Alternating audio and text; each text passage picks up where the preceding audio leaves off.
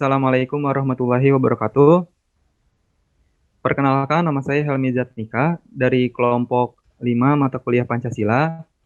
Untuk presentasi kali ini eh, yang berjudul Pancasila sebagai Sistem Filsafat yang beranggotakan yang pertama Yulia Rahmawati, yang kedua Muhammad Dafarianto, yang ketiga Helmi Zatnika, yang keempat Reka Ramadanti, dan yang kelima Febrian Al-Fatih. Adapun langsung masuk saja ke materi yang pertama, yaitu pengertian dari filsafat yang akan disampaikan oleh Saudara Dava. Assalamualaikum warahmatullahi wabarakatuh. Perkenalkan, nama saya Muhammad Davarianto. Di sini saya akan menjelaskan tentang apa itu filsafat. Istilah filsafat memiliki makna cinta pada kebijaksanaan atau pada pengetahuan.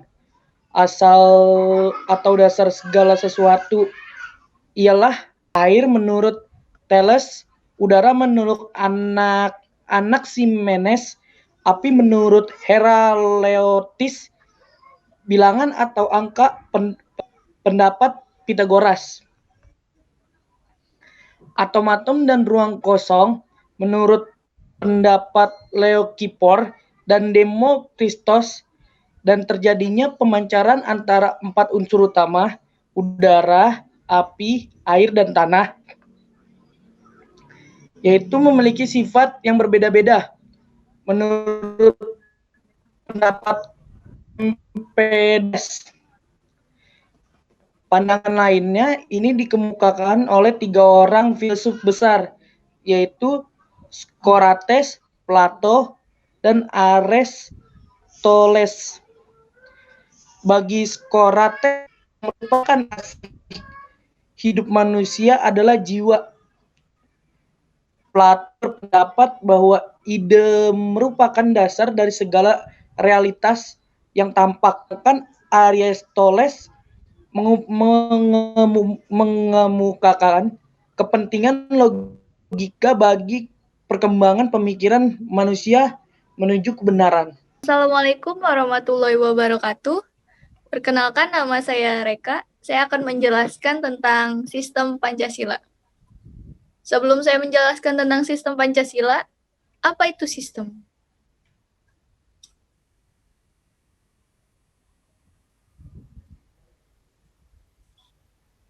Istilah sistem merupakan istilah dari bahasa Yunani, sistem, yang artinya adalah himpunan bagian atau unsur yang saling berhubungan secara teratur untuk mencapai tujuan bersama. Pancasila merupakan suatu sistem karena sila-sila Pancasila mencakup seluruh aspek kehidupan berbangsa dan bernegara. Pancasila juga sudah diatur sedemikian rupa sehingga membentuk suatu susunan yang teratur dan tidak bisa bolak-balik.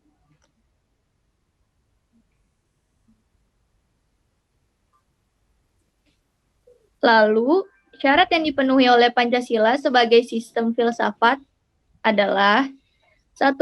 Sila-sila Pancasila merupakan satu kesatuan yang bulat dan utuh. 2. Sila-sila Pancasila bereksistensi dalam keteraturan. 3. Ada keterkaitan antara sila-sila Pancasila. Dan 4.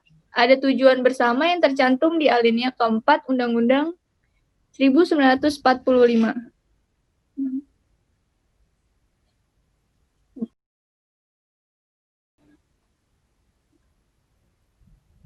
Adapun alasan diperlukannya kajian Pancasila sebagai sistem filsafat akan dijelaskan oleh teman saya yang bernama Febri.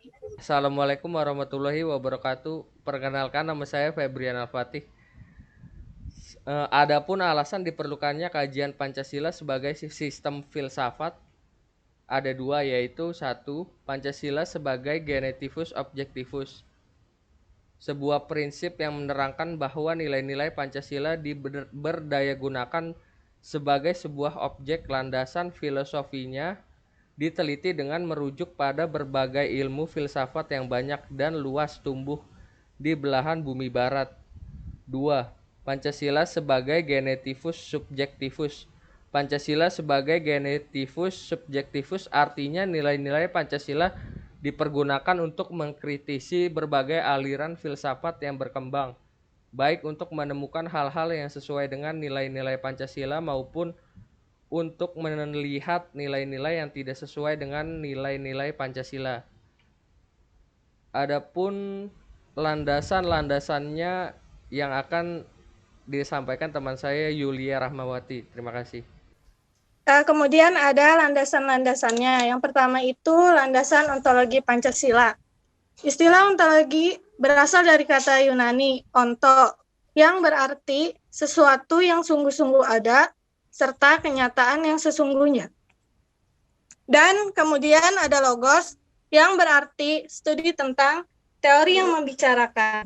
Ontologi merupakan cabang filsafat yang membicarakan tentang keteraturan dan struktur kenyataan dalam arti yang luas. Bidang ontologi sendiri menyelidiki tentang makna yang ada, baik eksistensi maupun keberadaan manusia, benda, alam semesta, dan metafisika. Dasar ontologis Pancasila pada hakikatnya adalah manusia. Ontologi mempelajari ciri pokok dari keberadaan yang berbeda dari studi tentang hal-hal yang ada secara khusus. Kemudian yang selanjutnya ada landasan epistemologi Pancasila. Landasan epistemologi berasal dari kata Yunani, yaitu episteme dan logos. Episteme biasa diartikan sebagai pengetahuan atau kebenaran, dan logos pikiran atau teori. Epistemologi dapat diartikan sebagai teori pengetahuan yang benar, dan lazimnya hanya disebut teori pengetahuan, yang dalam bahasa Inggrisnya theory of knowledge. Landasan epistemologi juga merupakan cabang filsafat yang menyelidiki asal, syarat, susunan, metode validasi, dan hakikat ilmu pengetahuan. Epistemologi meneliti sumber pengetahuan, proses, dan syarat terjadinya pengetahuan, batas, dan validitas ilmu pengetahuan. Kemudian yang ketiga, ada landasan aksiologi Pancasila. Pancasila dijadikan rujukan bagi bangsa Indonesia dalam menghadapi dan memecahkan masalah yang dihadapi. Pancasila harus mampu mengantisipasi permasalahan yang dihadapi yang timbul dalam segala zaman. Perbedaan-perbedaan pendapat dan perbuatan konkret anggota-anggota masyarakat dapat dibawa ke arah sintesis. Maka, diperlukan kejelasan pola pikir yang sama. Landasan aksiologi adalah nilai-nilai yang mendasari pembentukan pola pikir tersebut. Aksiologi Pancasila juga mengandung arti bahwa kita membahas tentang filsafat nilai Pancasila. Aksiologi juga berarti teori nilai, yaitu suatu yang diinginkan, disukai, atau yang baik. Bidang yang diselidiki adalah hakikat nilai, kriteria nilai, dan kedudukan metafisika suatu nilai. Materi yang selanjutnya yaitu hakikat sila-sila Pancasila yang akan disampaikan oleh Helmi Zatnika. Baik, Assalamualaikum warahmatullahi wabarakatuh. Saya Helmi Zatnika ingin menjelaskan mengenai hakikat sila-sila Pancasila.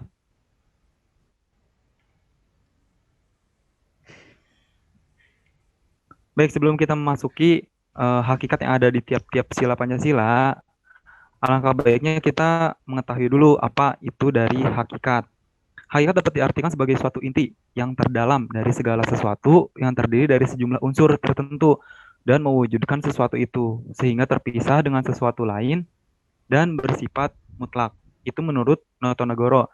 Adapun menurut KBBI atau Kamus Besar Bahasa Indonesia, hakikat itu artinya intisari atau dasar.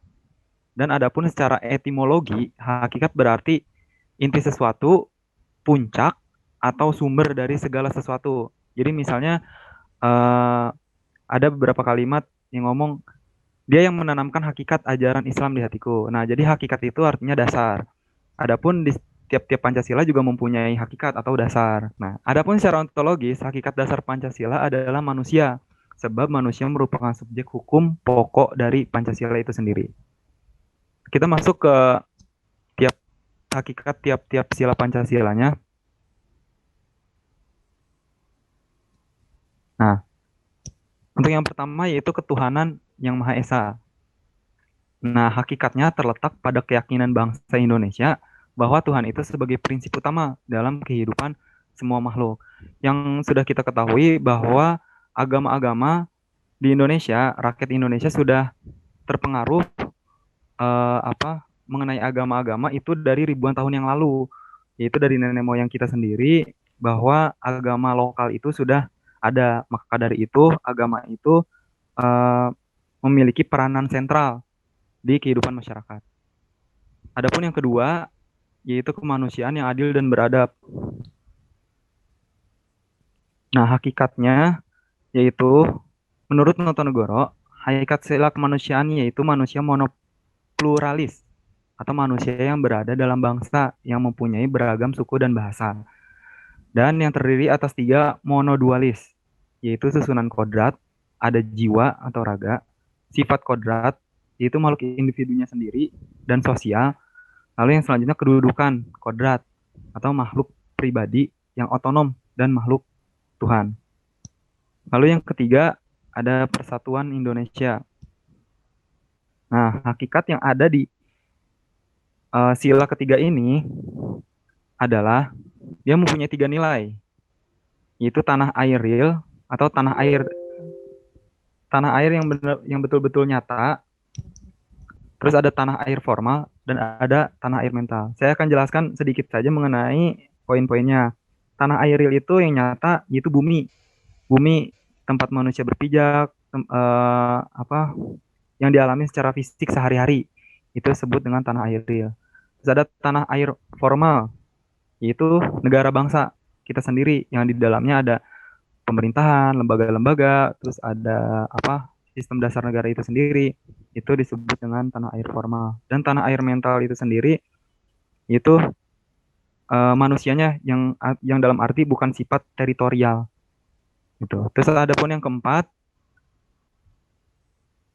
itu kerakyatan yang dipimpin oleh hikmat kebijaksanaan dalam permusyawaratan perwakilan.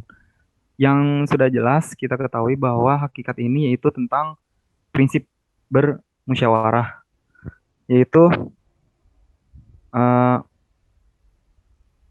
yang mengenai bahwa segala sesuatunya itu dimusyawarahkan itu sudah ada sejak zaman dahulu atau nenek moyang kita, yaitu kerajaan-kerajaan Indonesia pun sudah menanamkan nilai kemusyawaratan itu sudah lama. Terus yang kelima itu ada keadilan sosial bagi seluruh rakyat Indonesia. Nah, untuk yang kelima ini itu memiliki menurut Kailan ada 3, yaitu keadilan distributif adalah keadilan bersifat membagi dari negara kepada warga negaranya. Jadi keadilan dari negara kepada warga negara atau kepada rakyatnya. Terus yang kedua ada keadilan legal, adalah kewajiban warga negara terhadap negara atau dinamakan keadilan bertaat. Jadi negara pun tidak bisa jolim, hak dan kewajiban negara pun harus dipenuhi oleh negaranya itu sendiri. Terus yang ketiga ada keadilan komutatif, adalah keadilan antara sesama warga negara, yaitu rakyatnya itu sendiri yang ada di negara itu sendiri memperlakukan adil atau melakukan keadilan sesama warganya. Itu menurut Notonegoro dalam kutipannya Kailan. Kesimpulannya adalah Pancasila sebagai sistem filsafat pada hakikatnya merupakan suatu kesatuan organis. Artinya, antara sila-sila Pancasila itu saling berkaitan, saling berhubungan, bahkan saling mengkualifikasi. Ada 2 pendekatan yang berkembang dalam pengertian filsafat Pancasila, yaitu Pancasila sebagai genetivus objektivus dan Pancasila sebagai genetivus subjektivus. Dari pendekatan jelas sangat berbeda, yaitu meletakkan Pancasila sebagai objek dan subjek. Sila-sila Pancasila juga memiliki satu kesatuan yang meliputi kesatuan dasar ontologis dasar epistemologis, dan dasar aksiologis dari sila-sila Pancasila, yaitu sila yang terdapat dalam Pancasila juga memiliki hakikatnya tersendiri yang merupakan semua kompleksitasi makhluk hidup baik sebagai individu maupun sebagai makhluk sosial.